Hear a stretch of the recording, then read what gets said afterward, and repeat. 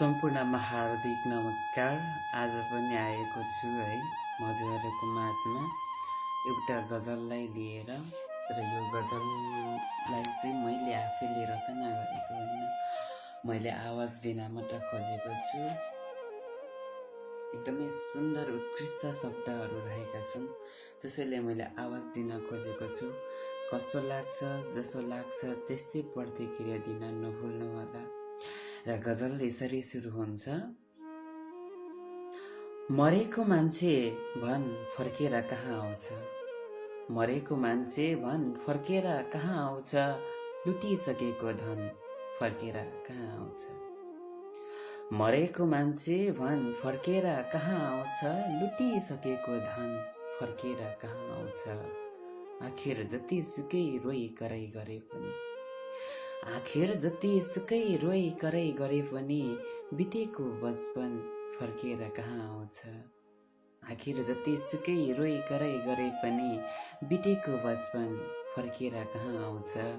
लुटिसकेको धन फर्केर कहाँ आउँछ। हरेक कुरा फर्कन्छ भन्नु त भ्रम मात्र हो, याद राखिस् है यति कुरा। हरेक कुरा फर्कन्छ भन्नु त भ्रम मात्र हो, आखिर टुटेको मन फर्केर कहाँ आउँछ। बितेको बचपन फर्केर कहाँ आउँछ। अन्तिम घडीको बेला मृतकको शरीरमा, अन्तिम घडीको बेला मृतकको शरीरमा ओढाइएको कफन फर्केर कहाँ आउँछ। आखिर टुटेको मन फर्केर कहाँ आउँछ। गजलको अन्तिम शेर। आखिर दिनरात मेहनत नगर्ने हो भने, आखिर दिनरात मेहनत नगर्ने हो भने सफलता पनि त झन् फर्केर कहाँ आउँछ। लुटिसकेको धन फर्केर कहाँ आउँछ। बितेको बचपन फर्केर कहाँ आउँछ। हस्, धन्यवाद। सकेसम्म मैले शब्दलाई न्याय गर्न खोजेको छु।